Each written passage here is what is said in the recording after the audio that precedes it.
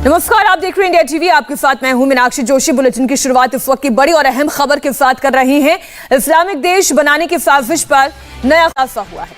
युवाओं को आतंकी ट्रेनिंग देने में जुटा है पीएफआई। जमीयत उल मुजाहिदीन के मॉड्यूल पर ट्रेनिंग दी जा रही है। जी हां, पीएफआई जमीयत उल मुजाहिदीन के मॉड्यूल पर भारत में ट्रेनिंग दे रहा है। मार्शल आर्ट्स के नाम पर यह आतंकी ट्रेनिंग दी जा रही है। भारत में कई आतंकी गतिविधियों में शामिल रहा है जमीयत फुलवारी शरीफ का ये ट्रेनिंग सेंटर, जिसमें कई राज्यों से लोग आए, यहां से ट्रेनिंग पाकर और फिर अलग अलग शहरों तक अपनी ताकत को बढ़ाने का काम कर रहे थे। अलग अलग इलाकों में अराजकता फैलाने का काम करने की पूरी साजिश।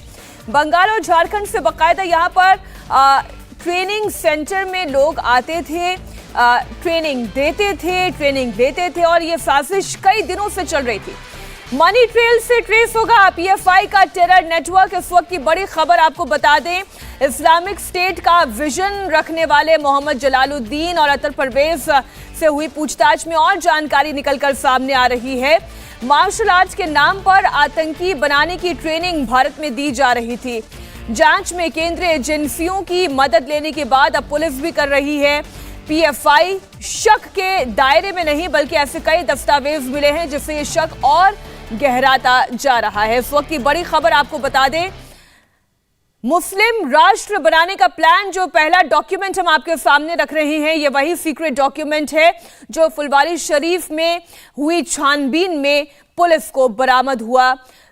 इस सीक्रेट डॉक्यूमेंट में बहुत सारी बातें ऐसी हैं जो देश विरोधी गतिविधियों की तरफ इशारा करती हैं। पहला तो ये कि 2047 तक भारत में इस्लाम का राज्य लेकर आना है, बहुसंख्यकों पर अपनी आबादी को कैसे ताकतवर बनाना है, इस बात का जिक्र इसमें किया गया है।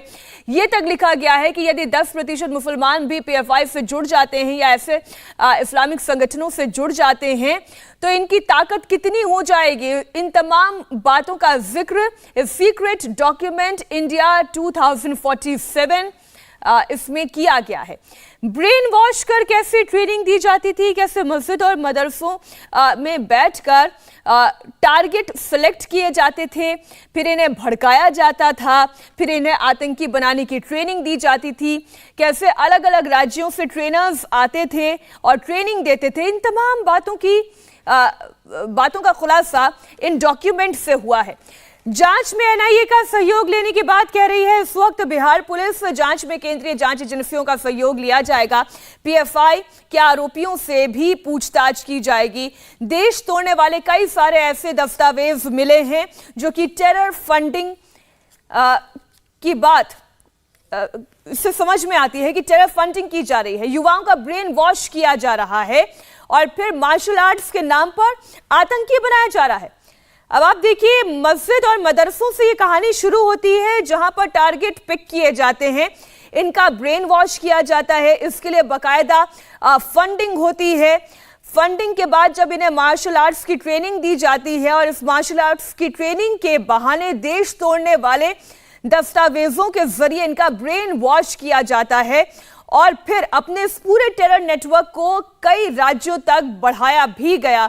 इस वक्त की बड़ी खबर आपको बता दें, इंडिया 2047 ये एक विजन डॉक्यूमेंट सामने आया जिसमें तमाम बातें साफ हुई हैं।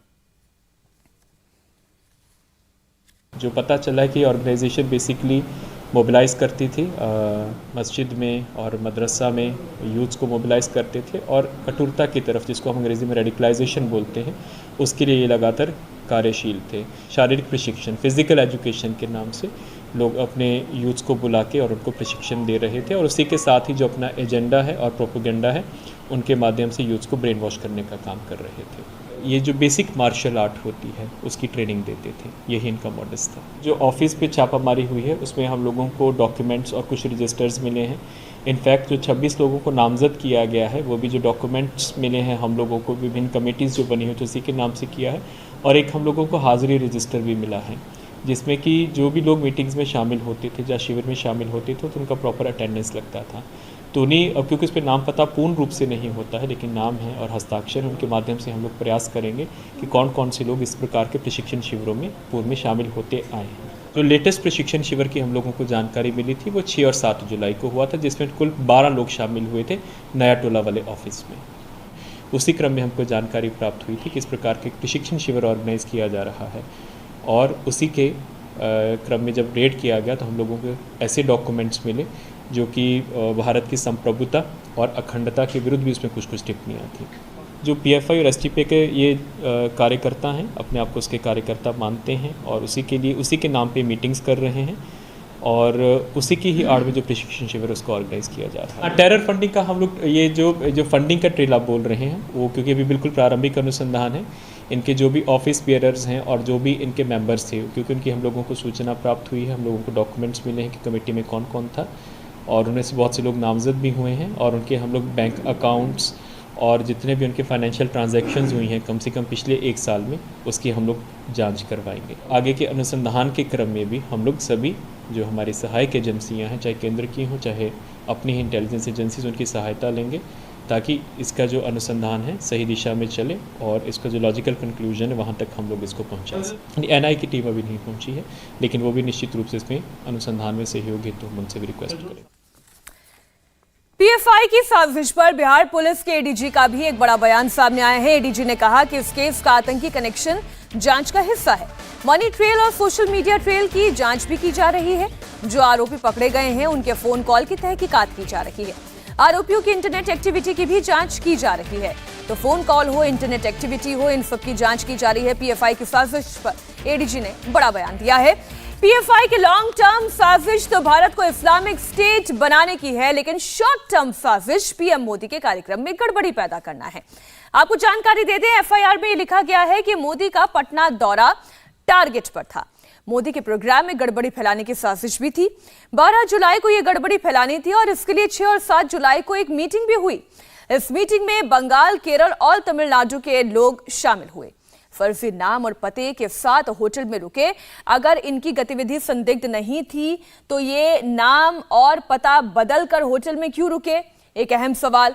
मोदी का पटना दौरा कब है, इसकी जानकारी भी आपको हम दे दें। बहुत जल्द प्रधानमंत्री नरेंद्र मोदी का पटना दौरा होना है। यहाँ पर कई कार्यक्रमों में उन्हें शरीक भी होना है। अब शक क्यों हुआ वो आप देखें।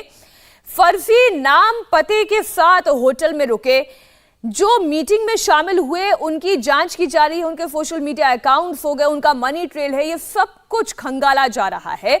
मोदी का पटना दौरा टारगेट पर था। इस मामले में एक और बड़ी खबर, पीएफआई की ट्रेनिंग की तुलना आरएसएस से करने पर पटना के एसएसपी के मुसीबत खड़ी हो गई है।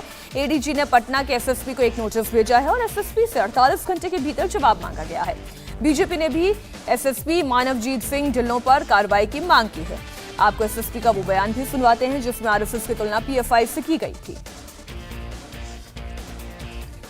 जैसे शाखा होती है, आरएसएस अपनी शाखा ऑर्गेनाइज करते हैं और लाठी की ट्रेनिंग देते हैं, उसी तरह से ये लोग शारीरिक प्रशिक्षण, फिजिकल एजुकेशन के नाम से लोग अपने यूथ्स को बुला के और उनको प्रशिक्षण दे रहे थे, और उसी के साथ ही जो अपना एजेंडा है और प्रोपेगेंडा है उनके माध्यम से यूथ्स को ब्रेन वॉश करने का काम कर रहे थे। इस बयान से बीजेपी इतनी नाराज है कि एसएसपी को बर्खास्त करने तक की मांग शुरू हो गई है। पटना के एसएसपी का बयान जिसमें उन्होंने आरएसएस के कार्यों की तुलना पीएफआई की ट्रेनिंग से की है। इंडिया टीवी हर वक्त हर जगह डाउनलोड करने के लिए सर्च करें India TV news Google play store या ऐप स्टोर पर।